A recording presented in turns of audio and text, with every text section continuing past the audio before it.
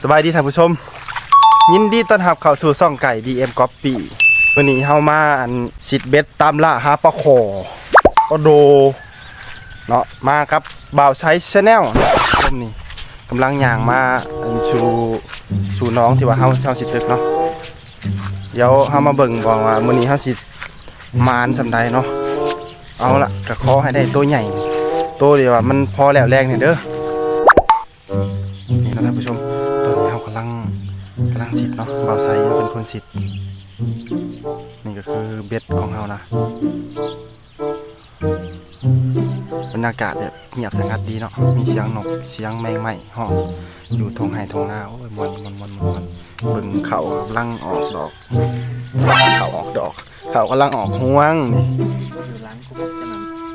เดี๋ยวโดนเบ็ดเกี่ยวเอาดิได้เลยเพื่อนได้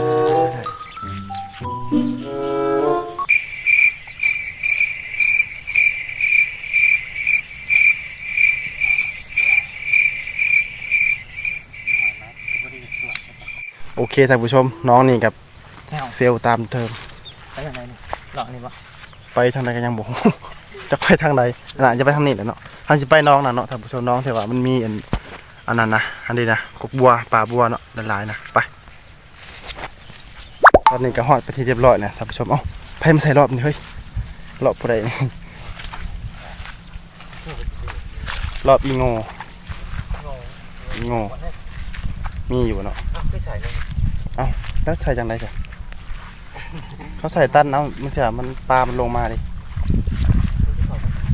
นี่นะท่านผู้ชมบรรยากาศโดยรวมของน้องอันเฮาสิมาสิทธิ์เนาะสิเป็นอันโอ้หมักบัวบ่แก่ไหมบัวยังหน่อยอยู่นี่คือบ่าวใสกำลังลอง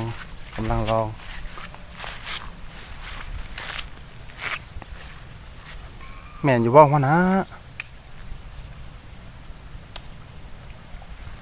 ท่านน่ะปลาขอเตอะปากอาหารนะ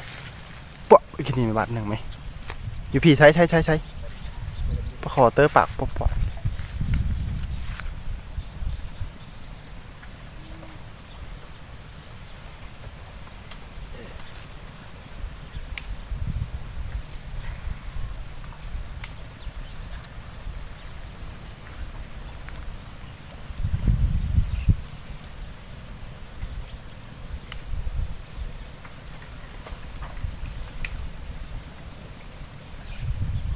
ไหลจวดก็ขอน้อย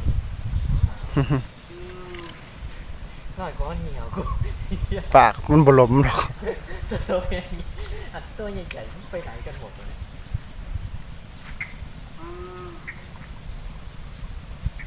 เล่นยังอยู่โต๊ะตัวนี้ก้อยไม่ยังไหลสวมไม่จะกะ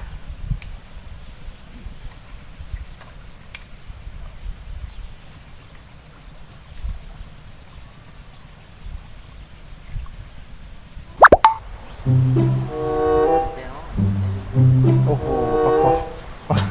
ลาคอไหลสวมปลาคอช้ำนิ้วก้อยมันไหลสวมอันนี้เฮ็ดได้กินอยู่บ่เนาะไว้อยู่บ่เนาะจะเอาไปขออนุญาตไปจ้ะขอเพิ่นว่าจะเพิ่นทานให้ตัวยังไงพ่อบ่เชียร์หน้านะใช่พ่อบ่เชียร์หน้านะพ่อบ่อันใครหน้าใครตาท่านผู้ชมนี่นะสิบ่ได้ปลาขอมาอ้างเพิ่นจักโตอีหลีบ่เด้นี่ฮะผู้ถ่ายก็จนเมื่อยถ่ายแล้วท่านผู้ชมรอรุ่นอยู่ว่าสิได้จักโตบ่ได้จักเถื่อครับเอาไปได้ก็มีแต่ตัวทั้งตาเอาบ่ได้ก็มีแต่โตเท่านิ้วก้อยนี่เนาะมันไหลสวมเม็ดพอดีกว่าไหมกว่าหาในอื่นดีกว่าไหมกว่าก็บ่ได้ปลาขอแล้วมาหาซื้อไข่มาทอดดีกว่ามาหาอันตึกปลากระป๋องอยู่5เหรียญบ่ดีกว่าบ่กว่าท่านผู้ชมตีเบ็ดจังไดให้มันขึ้นปลายใหม่มันคิดได้ไงเนี่ยมันคิดได้ไงโอ้ยท่านผู้ชมเราเห็นปลาเขาปอนนะปลาขอพอกกินน้ำปอแล้วเนาะทั้งลมนี่เราหลังอย่างมันทางนี้มันวิทย์กบใหม่ซะก่อนเนาะรับรองท่านบ่พลาดแน่นอนท่านผู้ชมเอาเลยเพื่อนเอาเลย มันอยากล่มนั่นนะท่านผู้ชม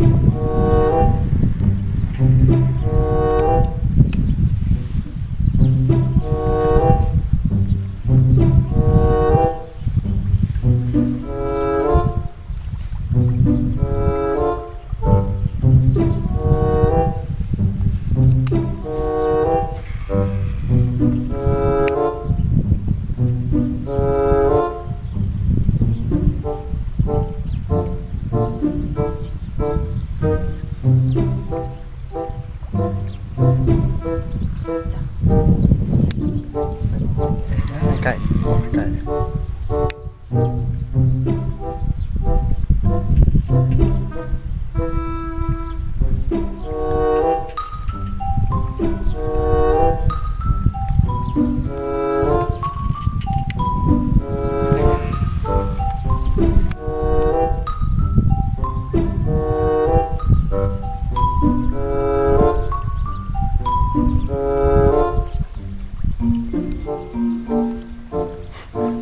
มันเป็น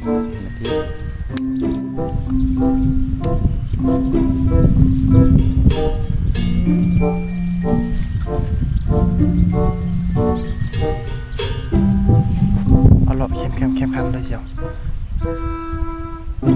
เอามันได้นะตัวนี้นะเอาให้มันได้นะ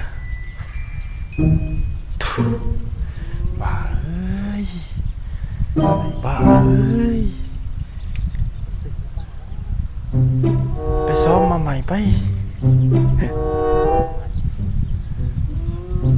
ไปเฮียนตึกซ้อมอยู่น้องก่อนดีกว่ามั้งกว่า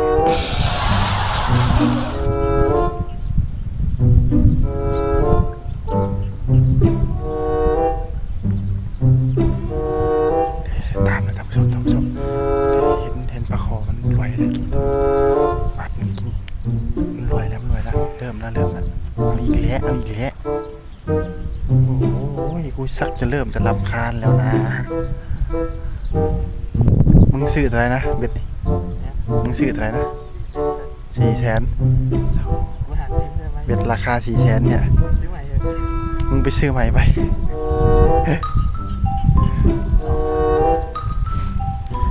มันเป็นน้ำเบ็ดหรือเป็นน้ำคนวะ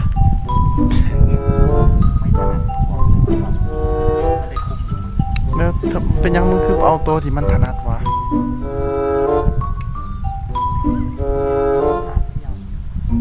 ใช่หรือเปล่ามันเป็นน้ำลมอยู่บ่วะบ้าเอ้ยเบิ่งคักแล้วท่านผู้ชมเว้ยคงใช้ไม่ได้แดกแน่นอน